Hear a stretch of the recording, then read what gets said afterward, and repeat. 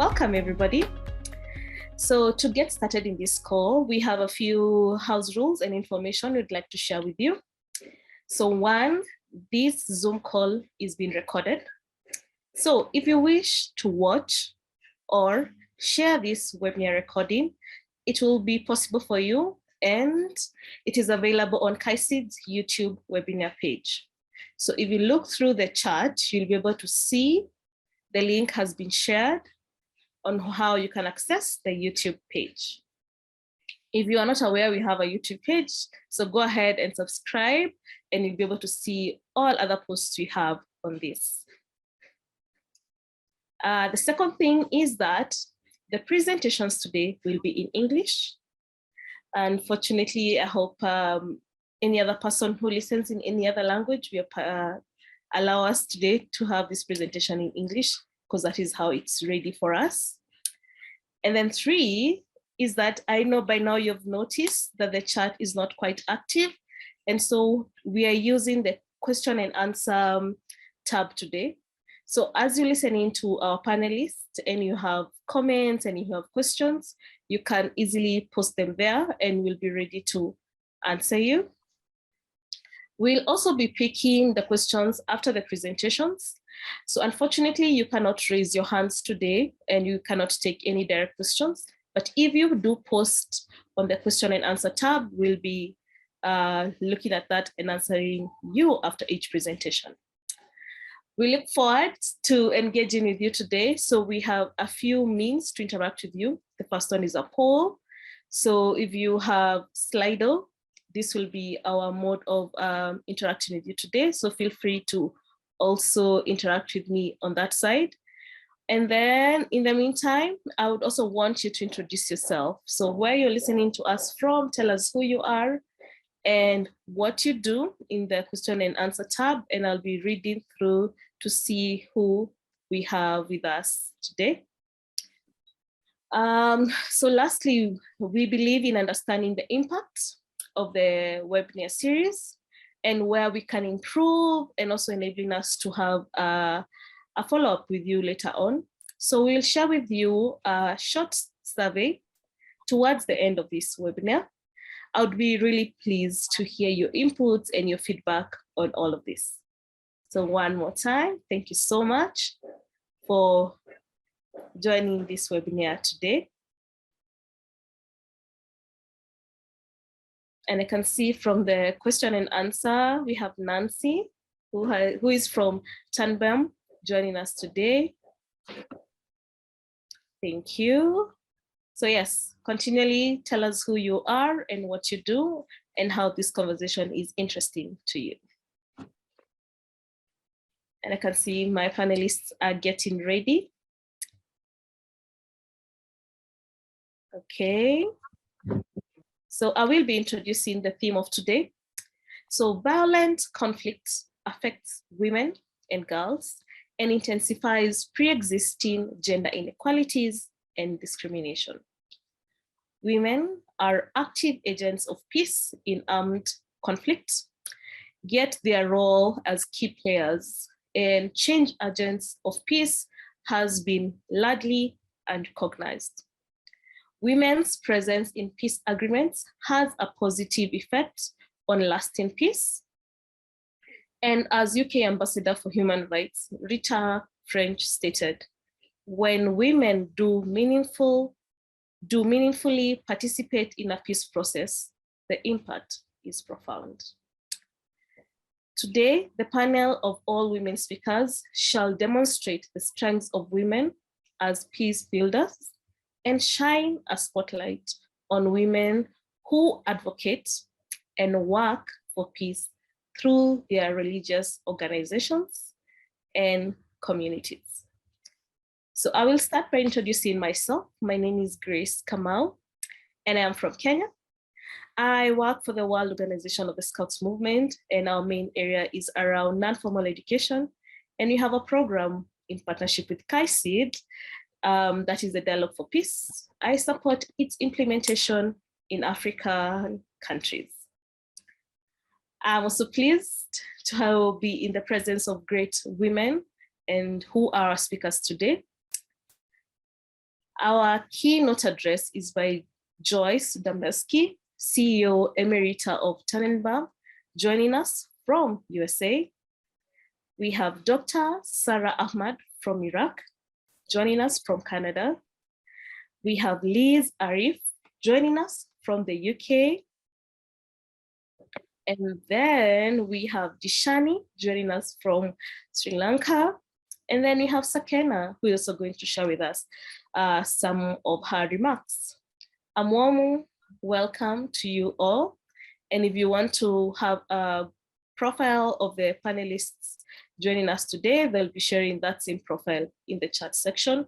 And here you can further interact with them on their various provided platforms. So first, we will hear from Joyce, and she's already on screen with her bright smile. She will be setting the pace for us today in the place of this very important topic. So please, Joyce, can you hear me? I can, and thank you. Can you hear me? Yes, I can hear you. So then go ahead. Thank you, Grace. I'm honored to be here with you and everyone from KAICIID and with three wonderful religious women peace builders who are also part of Tanenbaum's Peacemaker in Action Network, Sarah, Dishani, and Sakina. So to begin with the obvious, religion has the power to motivate women, men, people of all genders, backgrounds, and ages to envision peace, but also to pursue reconciliation, compassion, inclusion, and putting the golden rule into practice. When religious women work for peace, though, they don't do it in a linear way. They do it in a variety of ways, not only pushing themselves into the halls of diplomacy, or slowly, but successfully. Some women are finding ways to be heard, and sometimes to exercise influence with male power brokers. But they also change and serve their cultures. They change the practices in religious communities and their local expectations of the women around them. Also, as home builders, caregivers, and transmitters of religion to their children, women sometimes influence their families to practice peace, to care for others, like welcoming the stranger. But whether these religious women peace activists are seeking to influence diplomats in conflict negotiations, to shift culture, or to move their families, they are facing deeply rooted challenges. They're challenged both as women and as religious activists by patriarchy, which we need to understand as an entrenched form of systemic, all-pervasive male supremacy. I call it the double whammy. As religious actors, women are often diminished within religious institutions, which are often dominated by male leaders by their very design. And as women, they face the cultural embedded practices that keep females from full societal participation. But despite this, women peace builders are hard at work. And over the last 30 years, not only has the international relations community begun to recognize the work of religious peacemakers as a real part of the peacemaking field, but they've also increasingly recognized the work of religious women peacemakers, many of whom have a very broad vision of peace, a holistic lived peace, where all people are treated fairly and more justly. One key that defines these women is their creativity and ability to adapt as the reality around them shifts. Take, for example, Tanenbaum peacemaker Hind Kabawat, a Syrian lawyer, a conflict resolution educator, an Orthodox Christian, and a very spiritual woman. In 2009, Hind's focus was on interfaith understanding between Jews and Syrian Christians and Muslims. Her goal was to enhance Israeli and Syrian relations and thereby conduct peace building. As part of these efforts, she brought me to Damascus as Tanenbaum's CEO and as a Jewish woman to help lead an interfaith conference for religiously diverse professional Syrian women, but also students, mothers, and others who were all committed to working on interfaith understanding. But then came the Arab Spring and the Syrian civil war shortly thereafter. Hind wept, but she adapted. She shifted her focus to saving Syria nonviolently.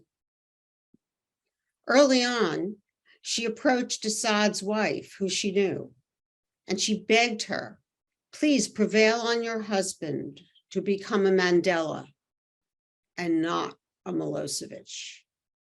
Obviously, she failed. But she then turned her focus to the displaced Syrians and the Syrian refugees. When Assad's government actually condemned her and she had to leave Syria, she still snuck back in disguised in a hijab to smuggle books into the camps for displaced Syrians so that the children could continue to be educated. And in recent years, Hind has helped direct the office of the Syrian Opposition's High Negotiation Commission in Geneva. There, she convened diverse Syrian women, listened to them, and brought their ideas to the negotiators. She also, while this was all going on, created a school for women and girls.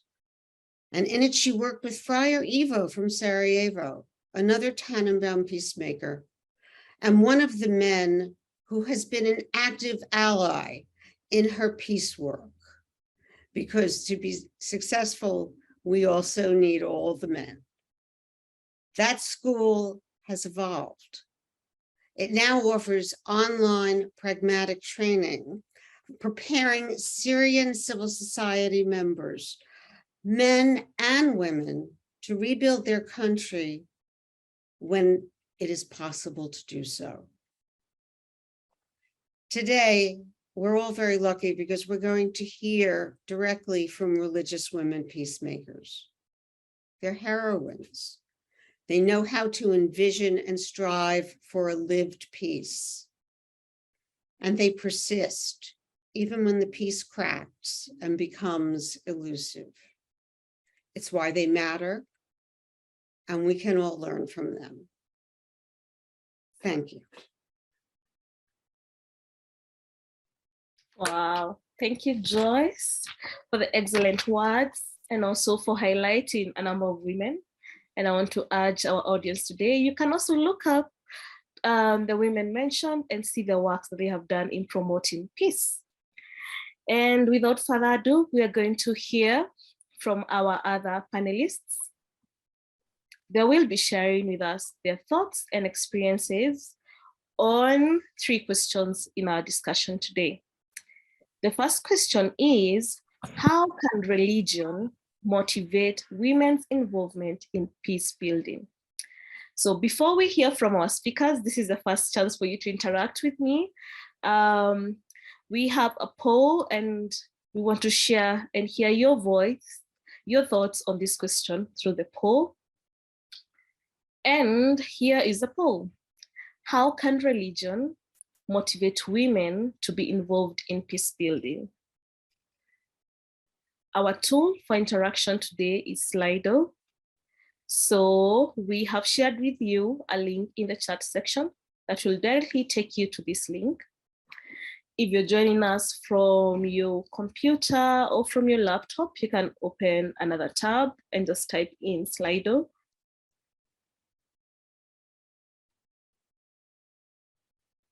You can also feel free to scan the link on your screen right now. And I can see we have 2 participants who have joined in. The access code is 1076259.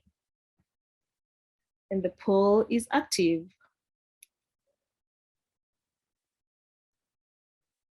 If you've missed out on the link, you can just go to the chat section and we have a link provided there and it take you directly. Slido.com. And our first question today is, how can religion motivate women to be involved in peace building? They have the first feedback, which is they can act as an anchor. The religion can act as an anchor. We have another person who has said religion can act as a sense of morals. Wow, thank you. The feedback is coming in fast. You can join the link for us to hear your thoughts. How can religion motivate women to be involved in peace building? One, religion can act as a mutual language. It can act as inner light. It can give the space the women need. It can be a mutual language, especially in communities that follow the same religion.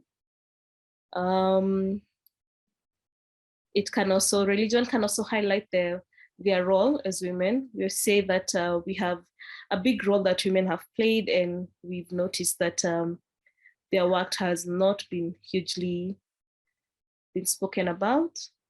Religion can help build relationships. Faith can also help in achieving goals.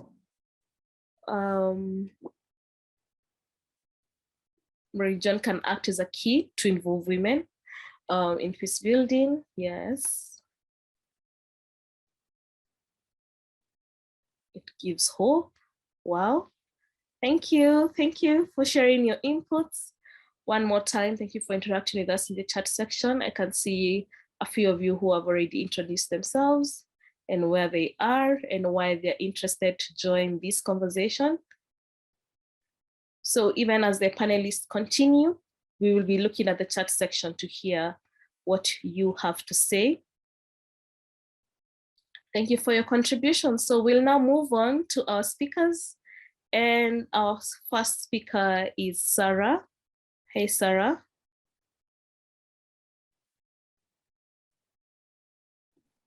Hi, Grace. Okay. All right, Dr. Sarah, you can go ahead. The floor is yours. Thank you. Thank you, Grace, and thanks everybody for being here with us today. And Grace, I'm assuming that we are going through the first question, which is how can religious motivate women in peace building spaces? And it is when I got the question beforehand, it was, for me, to be honest, it was difficult, and it was easy and difficult a question to think about, because when I think about my perspective as a person is different than when I think in general, when I look at people experience and the experiences of the people that I have, been there for and served. And most frequently and in most excruciating circumstances, women hold they are the barrier of the burden. They are the barrier of the burden of peacemaking. And I know that it is it's not common to say peace building is a burden, but in most conflict it is. In most conflict, women get that burden, which is the peacemaking and peace building, and they start advocating for it, and it actually comes from it. It comes well, as far as like the experience that I have lived, is that it comes from tradition, not only from a pure religion background. It's actually from religious tradition. And keep in mind as well is that women who identify as religious peacemakers face kind of like double marginalization, from not only the community of religious in the religious spaces and also in the secular spaces as well, because they are not as easily accepted as other in the community. And to be honest, the full religious context and faith motivation of female or women peace builders are not fully understood enough for all of us here to actually just be able to kind of speak very eloquently about. And that's kind of like was my struggle when I was kind of like when I was trying to tap into this subject. And because of that, you know, especially the participation of women in peace building, you know, it remains unsupported. It remains something that is, you know, been looked away from. However, most women and men participate, but especially women, take a view of peace that is about justice and about human rights and about sustainability, you know, to ultimately reach the absence of war and stopping the violence in those communities. And when I say these couple of words, I am thinking about the camps. I'm thinking about displacement. I'm thinking about, you know, communities that are affected by war and continuously being affected with war. I see the Yazidi women who are actually, you know, running with their kids on the back of on their back and hiding in the rocks today, and because of the bombs that is happening in the northern area of Iraq. I remember the ladies and the women who are fleeing with their kids from Mosul when ISIS was actually hitting in when what ISIS was very active in Iraq, in the northern area of Iraq. I know that, you know, maybe I didn't, you know, answer the question fully, but this is my struggle. And I, as a panel, maybe I'll learn a little bit better from all of you here and from our audience as well, to kind of like get to a fuller vision of how can we actually see the women presence in the motivation, how the religion can motivate women in peace building, not only from a personal perspective or a personal point of view, but also from in a holistic way, when we see these experiences of those women who are actually the block of peace building in our communities. Thank you, Sarah. And it is through such an avenue that we aim that we're going to be inspiring more and more people to give the space to women, and also not just give space, and also it's also to recognize the work they do in the role in the area of peace. So Sarah's bio is listed in the chat, so you can also further interact with her through there. And then we have Liz. Hi, Liz. Hello, everybody. Yeah, so through your experiences, how do you think religion can motivate women's involvement in peace building? Well, as it was noted in the keynote, for many people, religion plays a key role in their lives, in their identity. Religion can shape and influence social cultural norms, behaviours and challenges. So I think it's therefore really important to remember that whilst it can hinder peace processes, it also has the power to influence change, to shape societies and to motivate people. So for women of faith being part of those faith communities, I think that's a motivation, is what strength and what power does the religious community have. I think firstly, theologically, going back to what was noted in the keynote about the golden rule, across all major faiths, Judaism, Christianity, Islam, Hinduism, the idea that we should want others to be treated the way that we want to be treated. So really embedding those values of justice, peace, equality, human rights. So that is a motivating factor.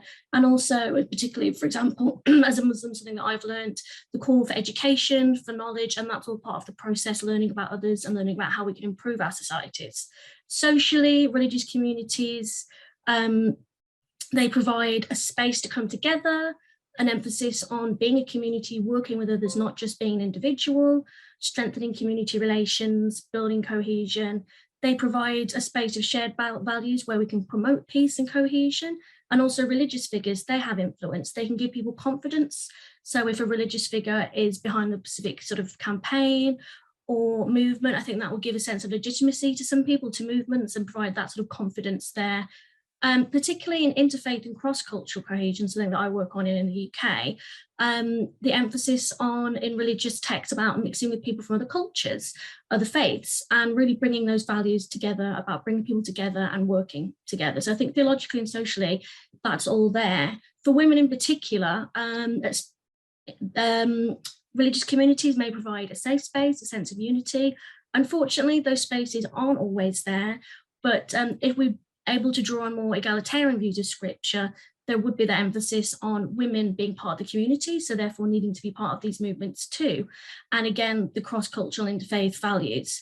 Something that I've often noticed, though, that I really think that we should be fighting against, though, is looking as women as sort of equal citizens, not just as women of faith. So often, for example, in the Muslim community, something that's drawn upon is women or mothers or sisters, so their experiences should be included.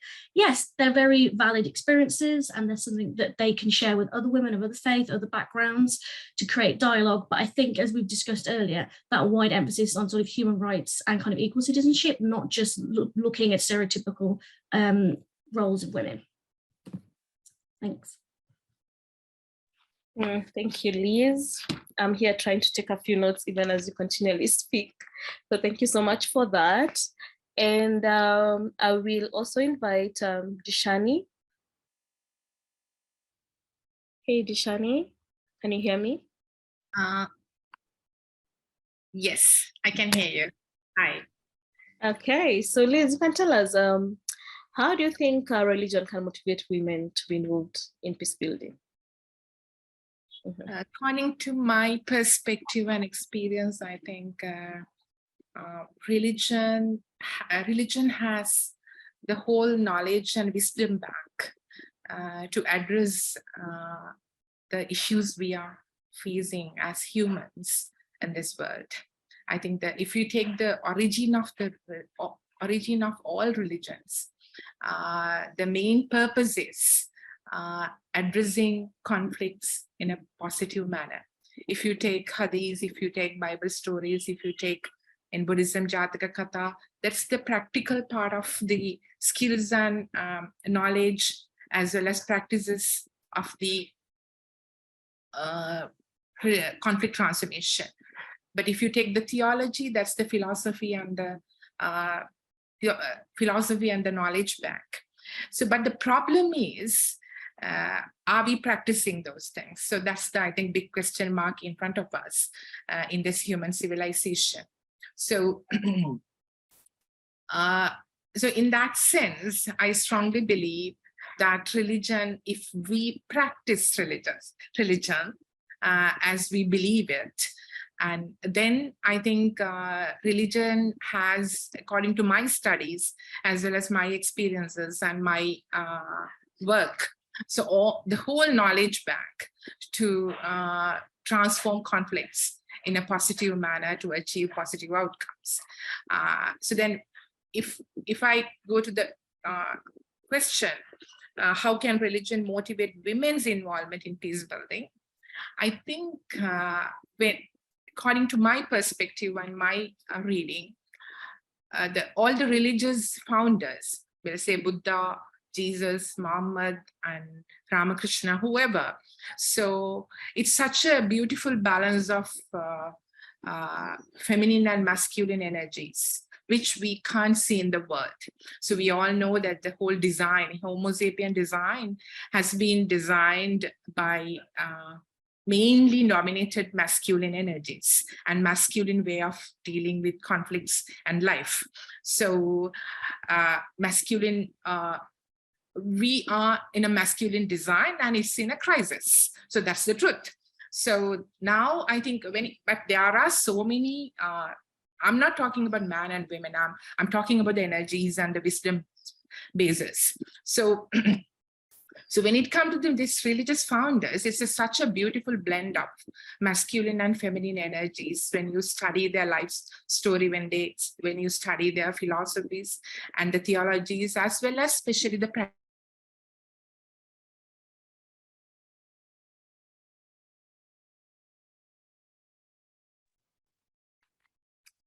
Shani, can you hear me?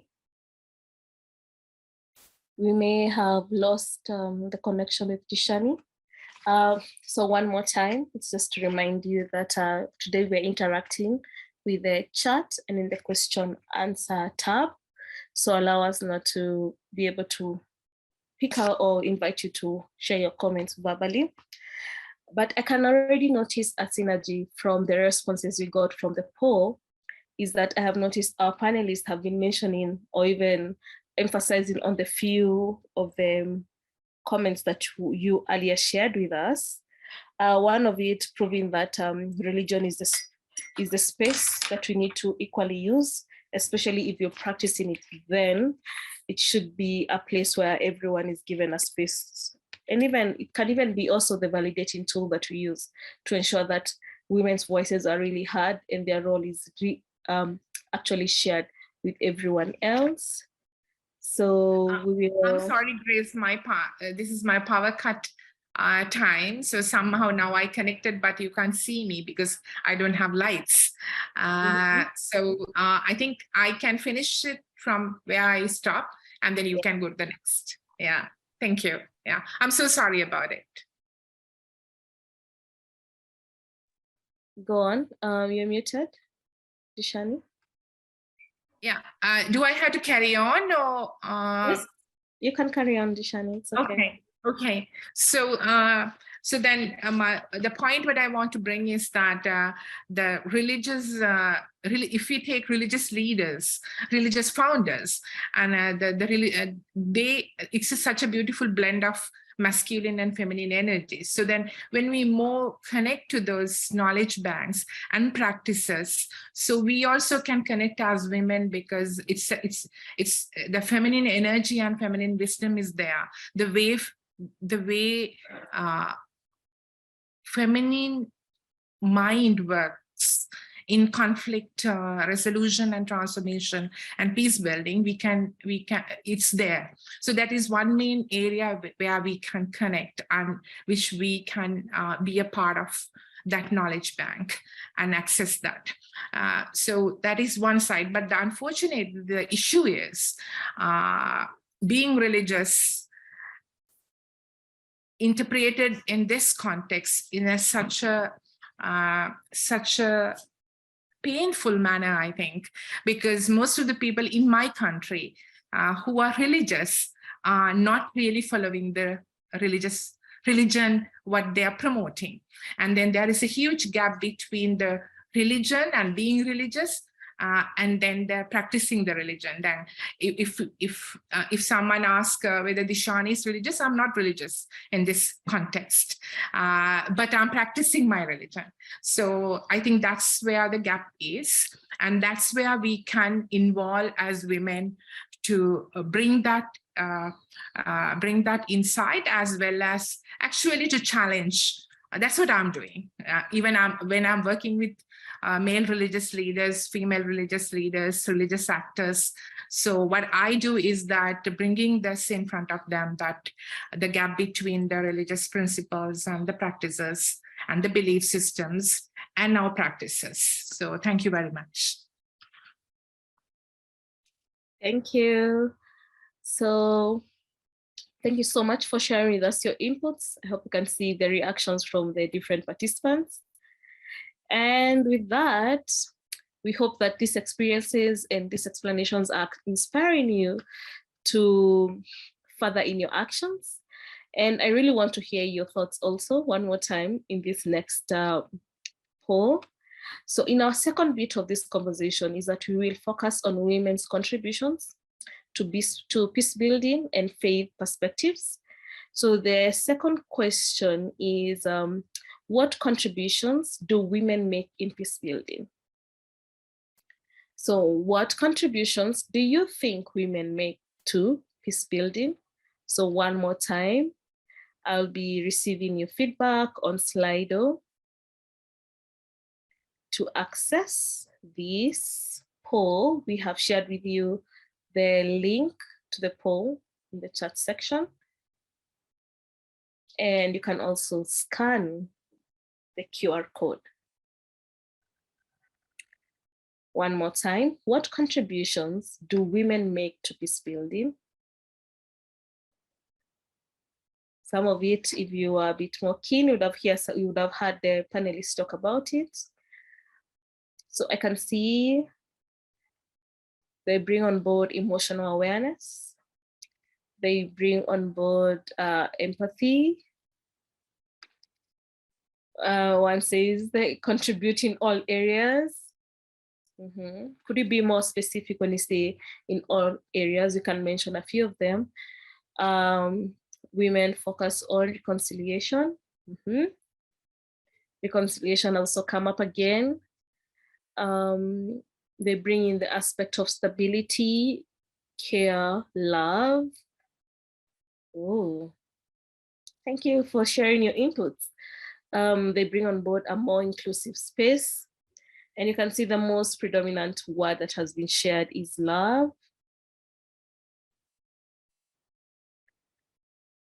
Okay, they bring in board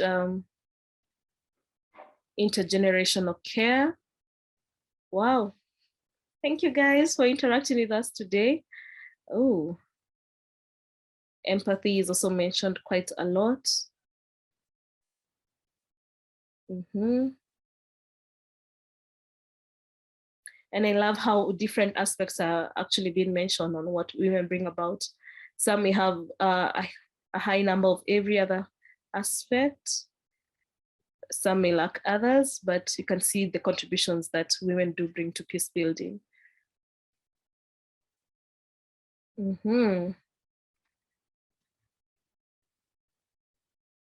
I'm adding you 1 more minute to share with us your feedback. Our word cloud today will be full of so many inputs. Thank you.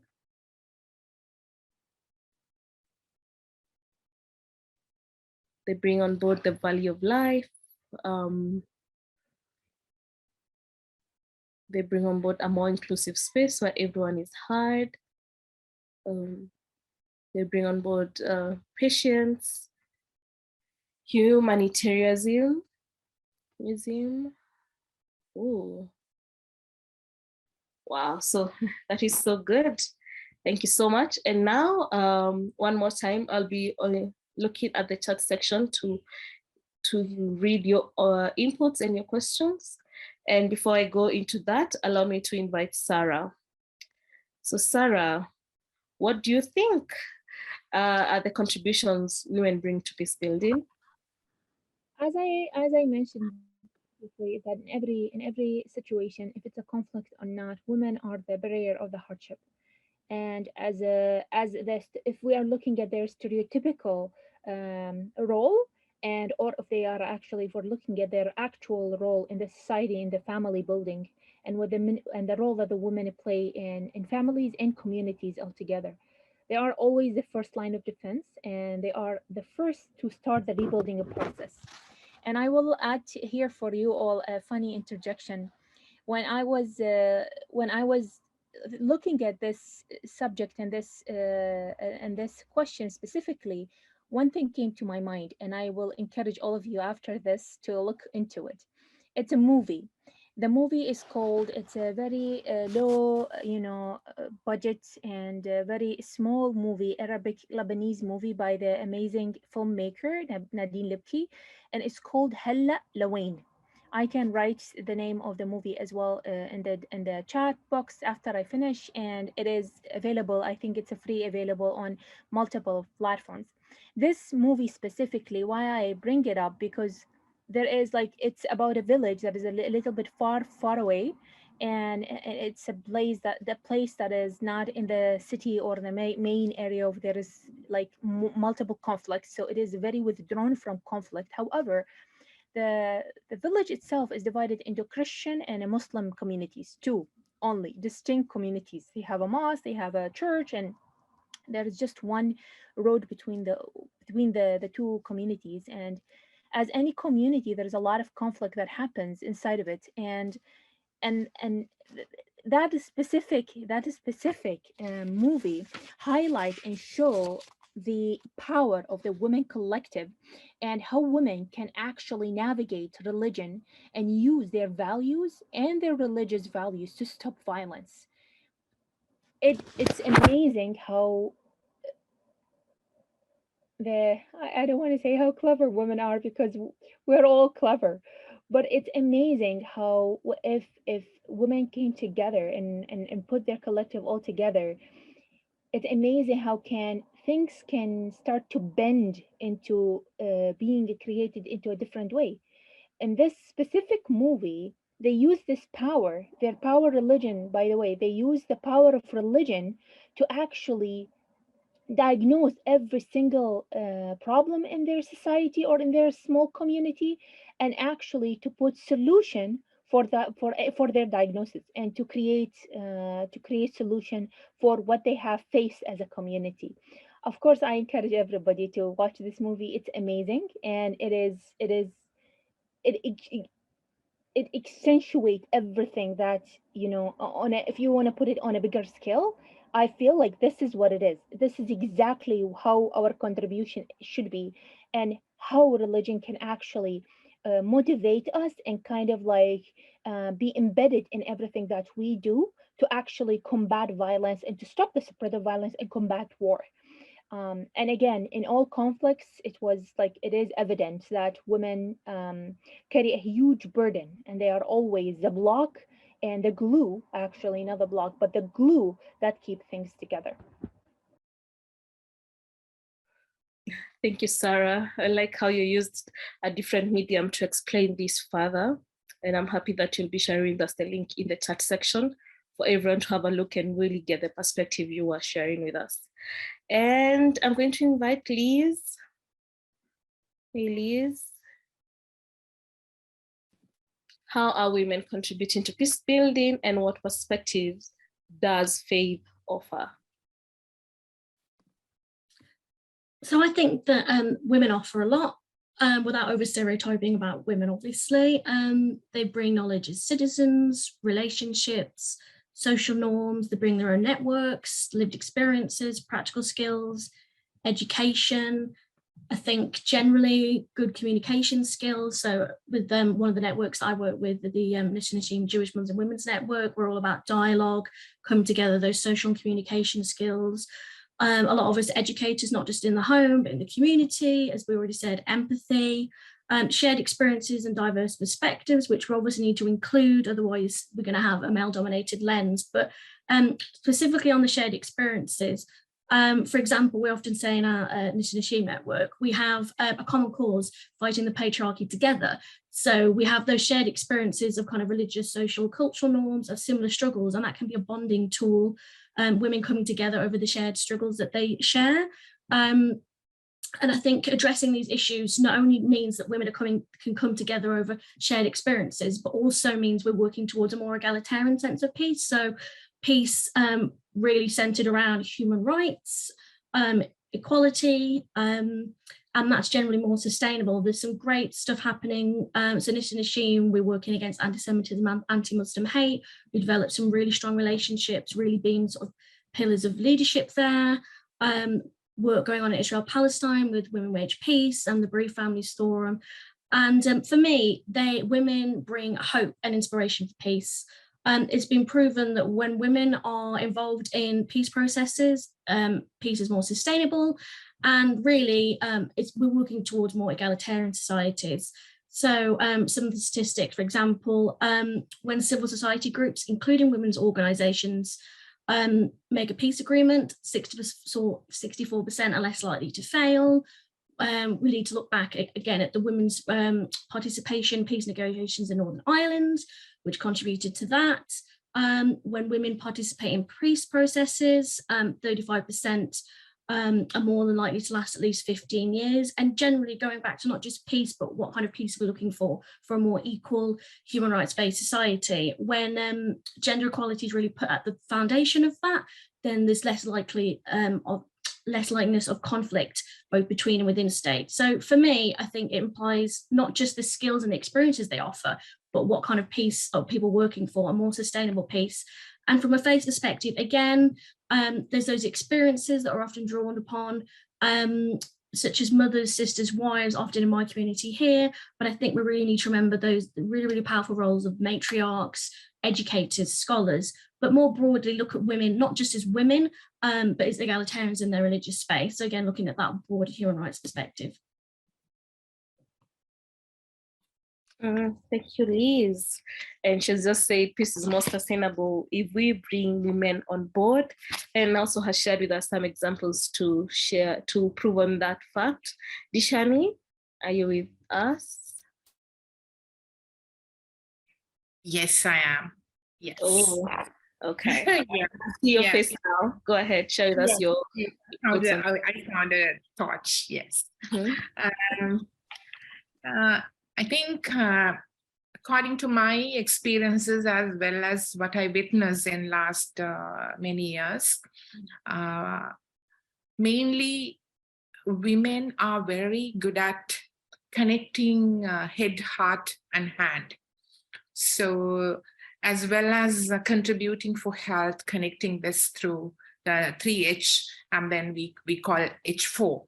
So for H4 approach, when I was sharing that, when I was trying to introduce it to the groups also, women take it, women take it very, very quickly.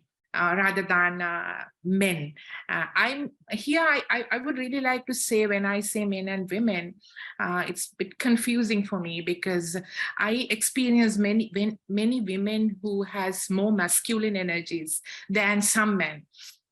So I'm always go with, for me in my world, it is feminine energy and masculine energy, and feminine way of looking at things and engaging things, and the masculine way of engaging and looking at things and interpreting things. So I strongly believe this both need to come together in a balance, but we lose the balance. That is one of the key issues in the world. So in that sense, I may say this H4 approach is very like head, heart, hand connection is so connected to women, because to live, in this challenging world, running a family, taking care of a family.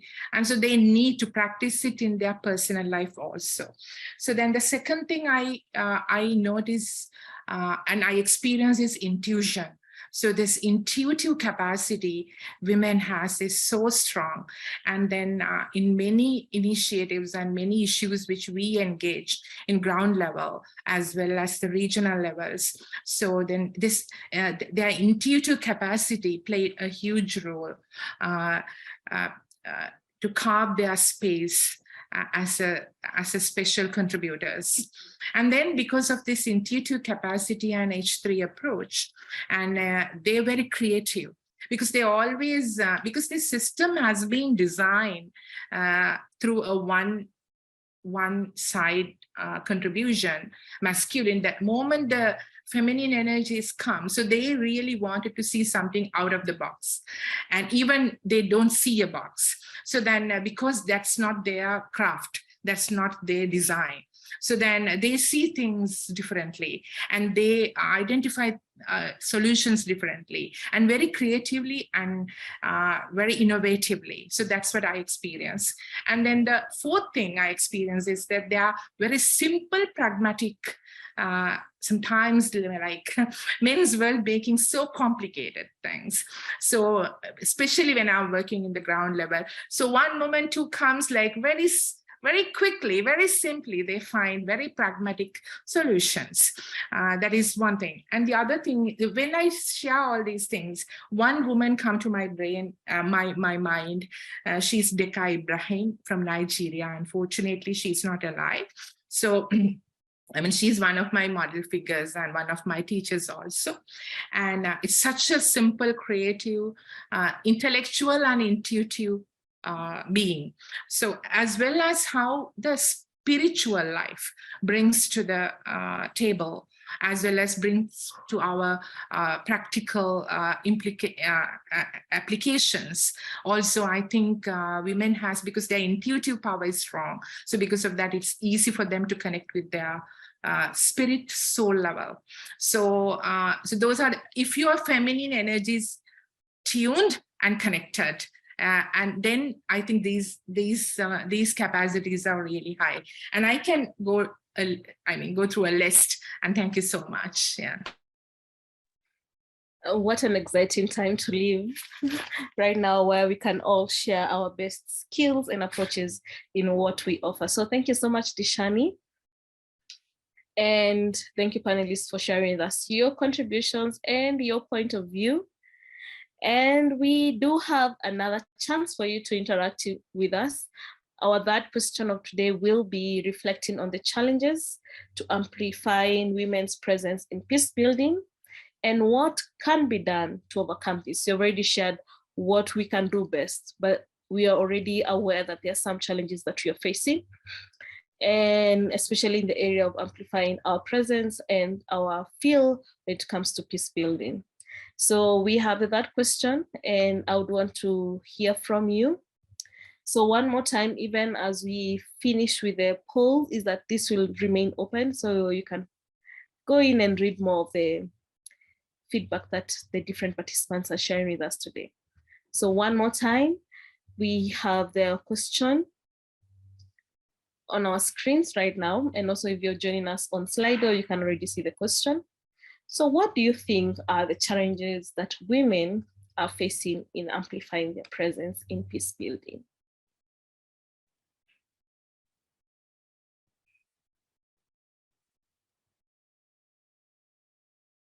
Ooh, thank you for sharing. Feel free to add more information. What challenges do you think women face in amplifying their presence in peace building?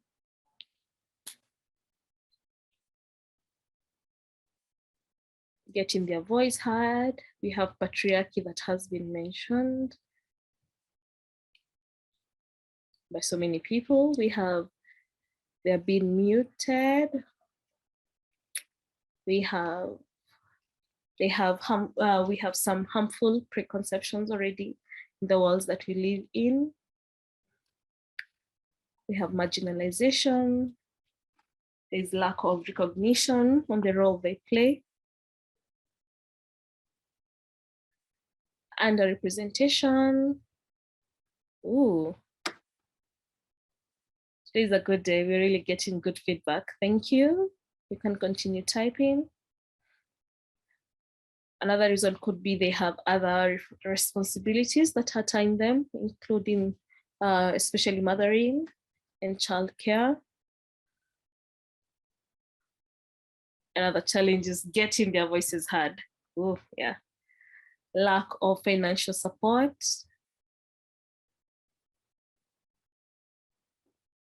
Oh, not being included at the table. Yeah. When the peace building conversation is taking place.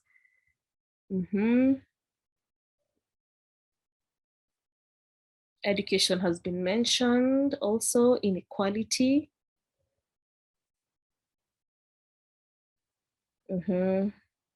Wow. They're excluded from these conversations. There's a lot of judgment.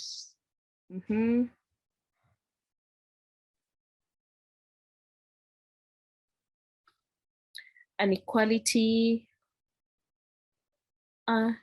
inequality, I think that should be the word. We have culture. What challenges do women face in amplifying their presence in peace building? Thank you guys for sharing with us your inputs. And now let me call on our panelists. Remember, this poll will continually be active, but let's hear from our panelists today. Sarah, tell us where you see or experience the challenges women are facing in peace building, and how has your initiative overcome this?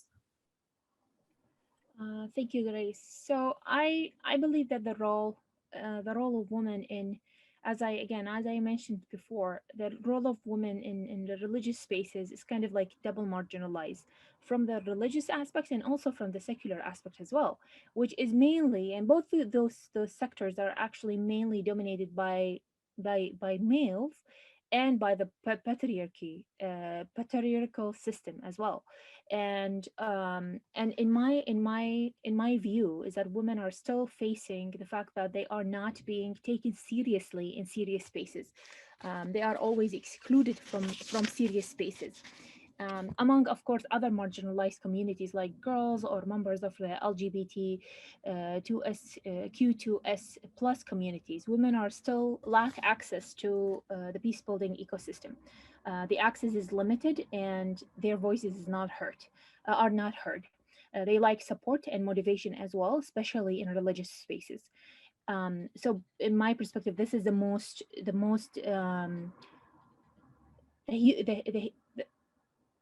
sorry, words flew out of my mind. Those are the most aspects that are hindering the progression of women in the peace building ecosystem and space. But also, and we're not only talking about religious restrictions or political political restriction, but also society, culturally, politically, all these aspects are actually creating challenges and tensions in these spaces. We, in some way, all of these systems are actually working against women and the marginalized community to actually have their voices heard. In my experience, misinformation has been and it continues to be the most significant barrier in actually sorry, excuse me. I'm not well. I'm sick today, and even though that I'm trying to collect my thoughts, some of them are flying away. So I apologize if I am all over the place, but I thank you for your patience and for your grace with me. So for me, misinformation and the lack of information and the misinformation that is happening actually is the most significant barrier in transitioning the reputation of the active woman in peace, in tarnishing the reputation of the peace building of women in peace building community in a way or form. So and this is in my experience have been the most, even in my personal experience, have been the most significant effect, which is the misinformation, the lack of information, even not even the misinformation, the lack of information about certain aspects or certain activities when it comes to women peace builders have been the most hindering factor. Thank you. Sarah, we are happy that you're with us today. And this is to reaffirm that we are really following on with what you're sharing with us today. Great inputs there on how. But I would really want to also hear from Liz. When it comes to your experience, how do you think your initiative has overcome some of these challenges that were mentioned earlier, or some that you're going to mention right now? Yeah, so the major challenge is the dominance of male voices, male-dominated spaces, and just a lack of representation. So not being taken seriously or not being listened to within spaces, or even not having a seat at the table. And so some of the work that I've been doing, for example, at Nissa Nashim, it's a women's-based organisation. It's for women, it's run by women and for all women. Men are able to come to the conferences and things, but it's a space for women, and it's really about promoting women's leadership and having those opportunities. So yeah, resources, making sure there's opportunities out there, encouraging women, inspiring other women, having those leadership positions, recruitment drives, programs and projects, but also encouraging male allyship. We need everybody on board, but obviously not dominating the space. And then again, practical barriers. Women might be looking after children, childcare, they might have accessibility issues, financial concerns. So all those kind of practical barriers, safety in some areas, all of those barriers that might exclude or not accommodate the needs of women. So for example, in our projects, making sure, so what day is it on, what time is it on, all kinds of different things. And obviously further afield, looking at safety issues, facilities for women, making sure that there's those safe spaces. So yeah, definitely leadership positions, they need to be on the table. I think we need wider education and advocacy from right down the bottom up the top. Where we're talking about if we're teaching peace building, it needs to be, as I said, this inclusive peace building. Peace building for what purpose? So wider citizenship, human rights bases, promoting these values, encouraging women from a young age, girls from a young age to get involved, and really challenging these patriarchal norms. So in religious spaces, in some religious communities here in the UK, for the Muslim community, for example, there's no women on leadership boards. We don't have spaces.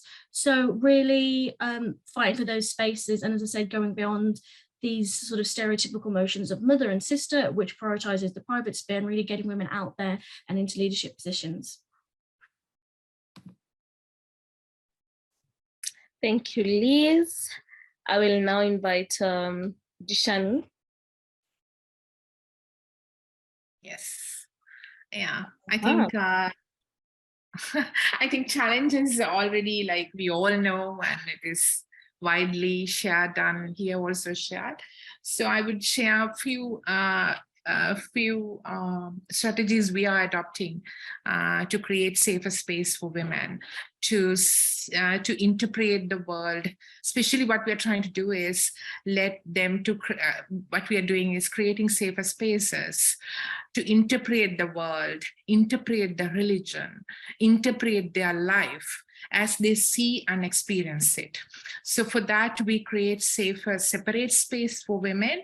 As an example, in a youth space, so young women also part of, but there is a separate space for young women also, a separate initiative. And so then we build their inner power and build the collective power, and then they can come to the youth space, and then they can share the power in equals. But in the same time, we are working as a group also to like bring this male side to share their power with the young women. And when it comes to religious leaders, actually, yes, we work bringing both together, but then we realize because of the institutionalized religion, and there were so many restrictions for women religious leaders from all four faiths which we are working, Buddhist, Hindu, Islam, and Christianity. And then we initiated the 2013 separate initiative for women religious leaders. It was so inspiring initiative. And now almost 200 female religious leaders are with us, but they have a separate governing body also. But in the same time, they are working with the male religious leaders also together and another initiative. So, and for young girls also, children and young girls also, we have a separate program, as well as we are bringing the children together also. So I think that kind of strategies we are adopting. Again, like worldwide, what we can do is that bringing this conversation and dialogue and discourse about bringing masculine and feminine energies for the betterment for the world. Yeah, thank you. Thank you for sharing with us your inputs, and also I've been taking down a few notes from what you've just said, Nishani, and maybe something has come to my mind, and maybe this should be something each and every one of us listening to us here, something to make us maybe tickle our mind is there a specific group or a specific person in your initiative that you're hindering a space for? Because you've seen how the contributions and what women bring on board, but maybe really in your initiative, whom do you think you're really leaving out? And we continue. So we have Sakena, who had sent us a pre-recording of her thoughts, and we're going to listen to what she had earlier sent to us. And then we have her bio already listed in the chat section, so you can read more about her. So let's start, and let's hear from what she has to say. First of all, Jenny, I want to tell you that something that I really believe that women naturally are peace builder. And I think that as a mother, you have this feeling to reach out for your child and also in your household, as a mother, as a sister, as a wife, always you take a sort of a part of negotiation between the family. So I think that naturally a woman are a peace builder. And so as a woman and having being religious person also, we all know that religion is something that is give you the pillar of life, universal pillar of life. Why I really believe that if you are a religious person, not religious fanatic, a religious person that really do good deed, a religious person that is telling you the religion that all human beings are equal, a religious person that it says that women are as important as men, a religious point of view that it says that you have to reach outside of your own community, in your community, outside of your own family. You must provide service. These are the things that it comes from religion. And as a woman, we already practice that. As a woman, we already make sure that we reach out for others. We reach out for service. We reach out for our family. We reach out for our children. So that is, I think that if we look from a point of view from religious wise, we practice what we see the task. I think it makes us a good human being. And a good human being, it means that you do a good deed, and it means you are practicing a task of universal task of all religion. And all religion are saying to be good. So that doesn't make difference if you are Muslim, if you are Christian, if you are Hindu, whichever religion you are practicing. I think that if you look into it deep, that is the religion is all about, to make good human being, and good human being provide good services, and a good human being reach out for others to provide service to everybody. And that's why I believe that a woman could have an important role to play in peace building. Yes. We talk about peace, and as I said, women are a bridge builder. A woman or somebody that who really connect people together. Also, women are a good negotiator. For example, I just give women always there to really negotiate and to bring the peace in the family and in the community. As a peace negotiator, also women are able to look all sides of the issue, not only one. When you are in politics, or you are in education, or you are in government work, wherever you are, you always try to make sure that everybody has the piece of pie, not only one person. And you are trying to bring, in a way, negotiate that people don't get hurt. And now in Afghanistan, I really feel that oil really try to bring peace in a different way, not to just face to people and say, okay, why you are doing this or that. We go around in a different way, and we try to bring education to every household by doing different things, not to really say, okay, because the schools are closed, we are not going to educate girls. Schools are closed, yes. Nobody can go to school from 7th grade to 12th grade. But somehow we sit around the table and we discuss how we make this easier for girls to get education, because education cannot stop. And we created a curriculum that we broadcast over the television and through televising it, so everybody can sit in a classroom in front of TV and watch the lesson and learn from it. Doesn't make difference, boys or girls, doesn't make difference. Or they are poor or rich, doesn't make difference where they are. And this is something that it is revolutionized the system of education in Afghanistan. And who did that? This is done by women. Women in my program, we are a women organization. 80% of our program are women. So they said and they thought about it, and we discussed this around the table, and we come with this solution that through this, we can just, it's been a different way of negotiating, different way of really creating an environment that those girls can come and learn education. And that is, I feel that Women are good for that. Women are natural for that. Women are made for that. And women has been proven politically also that they are the better negotiator. For all these many years, politicians have been screaming here and there in every country. I'm not a politician, but I'm a peacemaker. And I really believe that, again, a woman peacemaker make a big difference than men. Men peacemaker is great also, but naturally, if you want to bring peace, to negotiate on the table with different group, with different ethnic group, with different gender equality, with different right, you sit on the table and you bring it from point of view of religion. You really try to really build bridge between all the group. As a woman, you can do that. And that has been proven through years that women are a best negotiator.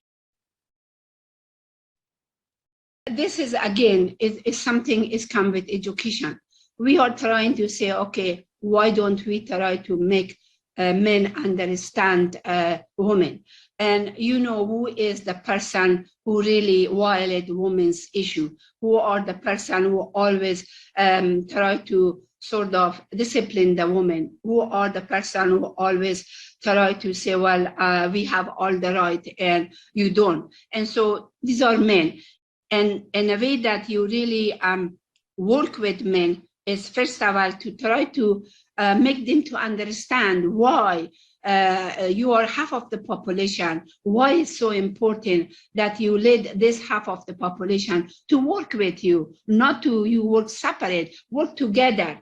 And when you work together, you make it a better place, better environment, better community. And when you work together, half of the population is working, the other half, if you give them the floor, and you could see their creativity, you could see their skill, you could see their knowledge, you could see that they are also capable, they have the capacity. But if you give them the environment, and when men see that, also they are happy with it. I work with men who the beginning they were against women, and who the beginning they did not want to do anything with women. All of a sudden, once they saw that how women work, and how women has idea, and how women are creative, and how women are bridge builder, and how women work in teamwork, how women has a good quality of leadership, they saw that, and they not only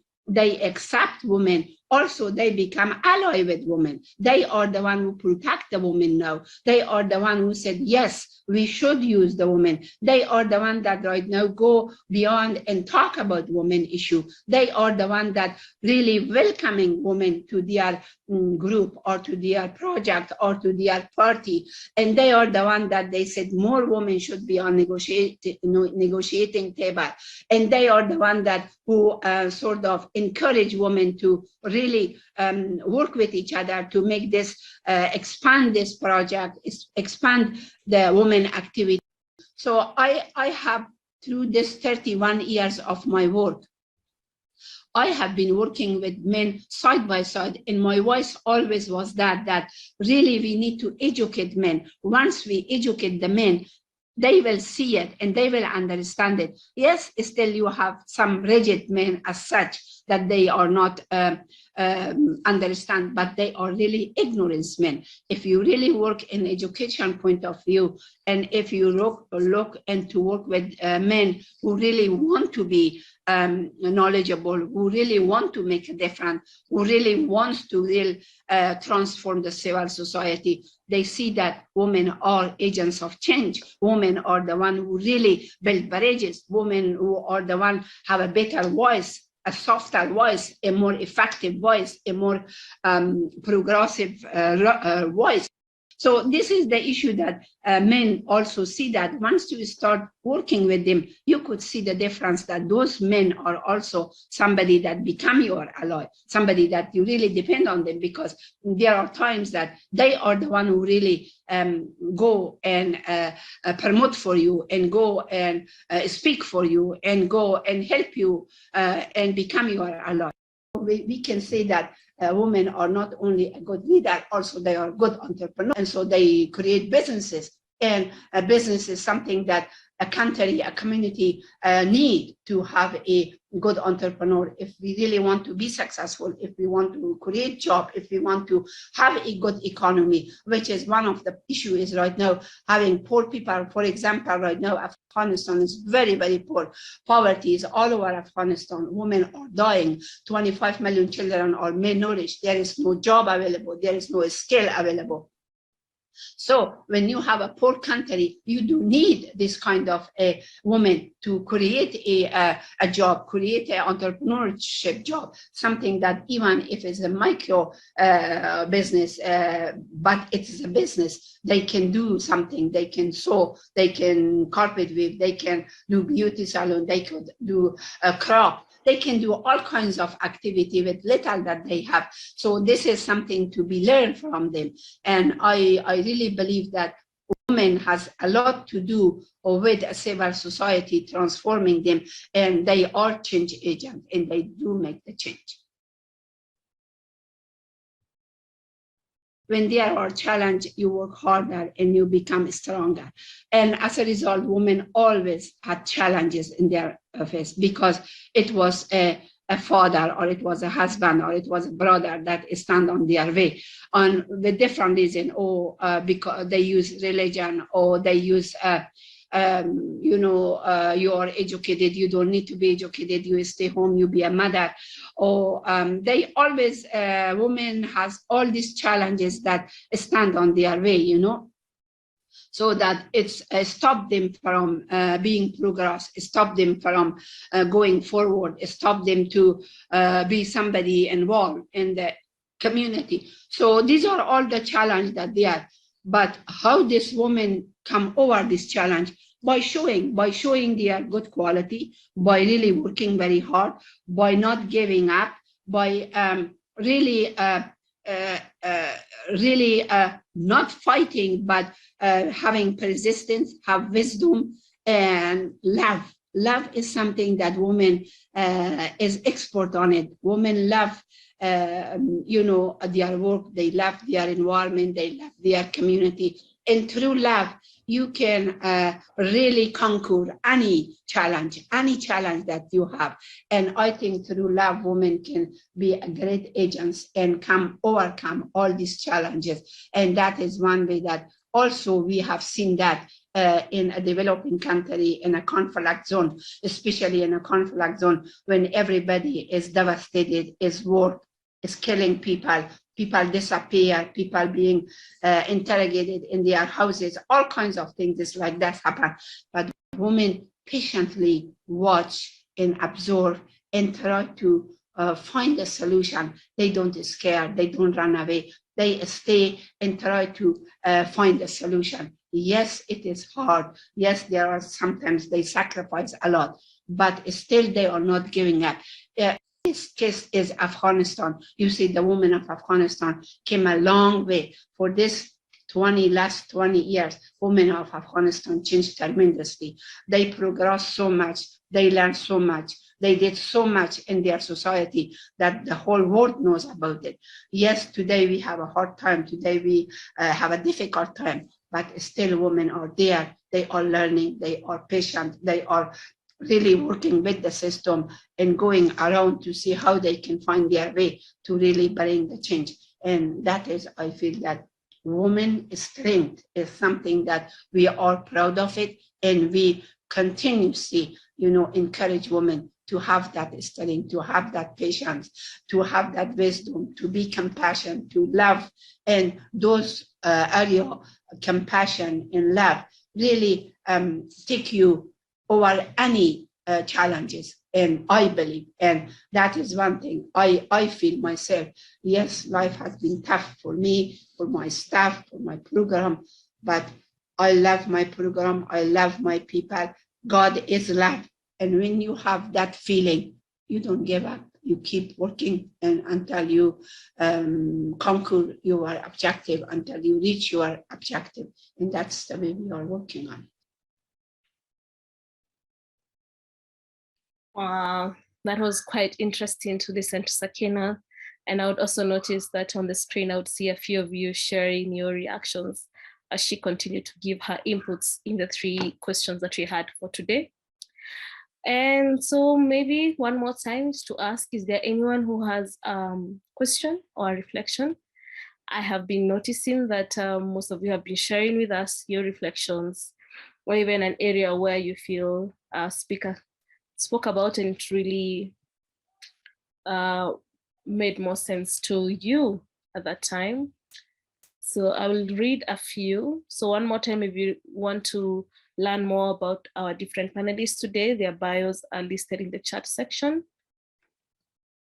I can see most of you are just sharing with us appreciative posts once the speakers were done speaking. Do we have any questions? Okay, I will give you a few more minutes to, if you have any questions, and our panelists will be here to answer them. Okay. Do we have any question? Okay, all right. So we are going to have a final poll. And even as we to have the final poll, I will call upon the different panelists to share with us their final message or their main takeaway from this conversation, and then I'll get back to the chat section. So do I start with Dishani? Let's start with Dishani first, and then we'll go to the poll. Okay. I'm so happy that I saw Sakina and then heard Sakina. Oh, Sakina, that's so inspiring and always. And as Sakina shared, I think hope is the greatest strength we can embrace. And according to Hinduism, they say Shiva need to dance Brahma to create the world. It means Shiva is destruction and Brahma is creator. So I think now the whole world is in a mess and a destruction. So I have a feeling we are witnessing the Shiva's dance, and then destruction need to be happen to new world to born. So in that new world, I strongly believe the feminine energy and feminine wisdom and spirituality beyond religion, which connects with nature, will be the designing tools. So we all are in one or another way contributing for that new craft and new creation. So that's how I always keep my energy high and hopeful and peaceful, because if my inner peace is lost, then I can't promote peace. So the most important thing is how I'm becoming peace, and how I'm becoming love, and how I'm becoming justice. So then in that journey, I think all of you are here, and all the wonderful women and all the wonderful men, all other sexual orientations, people who are as humans, who are dreaming a beautiful earth community, who embrace diversity in equal level. We are all equally contributing for that. Equally or in different levels, we are contributing for that craft. And so we'll keep on doing it, and we'll keep on smiling, and we'll keep on believing in what we believe, and we'll trust the nature, because the world is evolving. And so we are evolving, and this conversation is also part of that evolvement. And then I share my deeper gratitude with all of you for creating safer space to share whatever we have to share. Thank you. Yeah, also happy to have this safe space. So let us first of all go to the poll, and you can have your final say. So in 1 or 3 words, have your say on where you see opportunities lie for women moving forward. I want to interact with you as we are coming to an end of this conversation. Where do opportunities lie for women moving forward?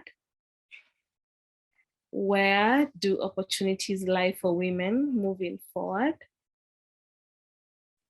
You can access this through the link shared in the chat section. I would want to hear, where do you think the opportunities are?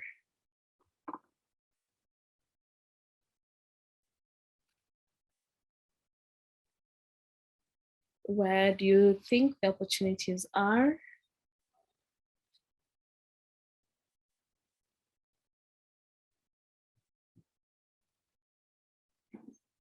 Policy making.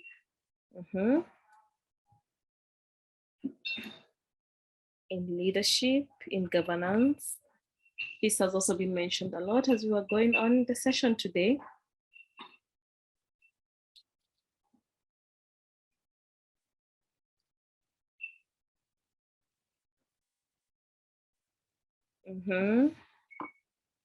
You can also scan the QR code and you can get quick access to the poll and share with us your inputs. Where do opportunities lie for women moving forward?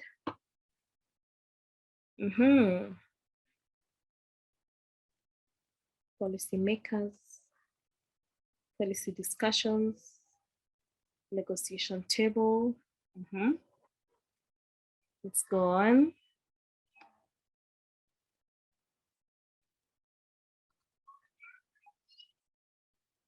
In 1 to 3 words, share with us your opinion where you see the opportunities lie for women in the field of peace building moving forward.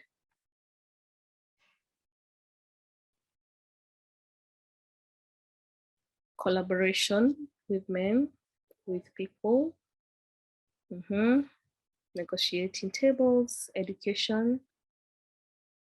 This poll is going to remain open, so you can continually keep on adding your comments for the areas you feel there are some opportunities.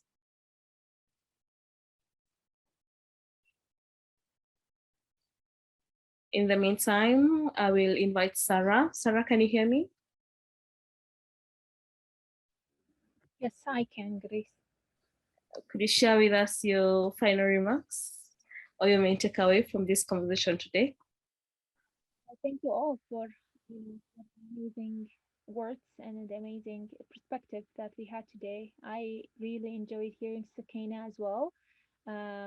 It's how it's happening now, where she works is just massive, and I am glad that someone is doing something about it there. And for my last word, I just wanna, I think that trying to be part of the education that corrects the misinformation and support women in peace building is crucial. And I know that I always say what I'm about to say now, which might make me sound like a broken record, but inviting women leaders to into decision-making spaces, and giving them not only the space in the ecosystem of peace building, but also the ability to be heard is the building block for everything when it comes to peace building. Okay, thank you, Sarah. And then I'm going to invite Liz. So before Liz gives us her final remarks, she's going to also help us in answering this question. Participant asked, how women religious leaders contribute to peace building through education?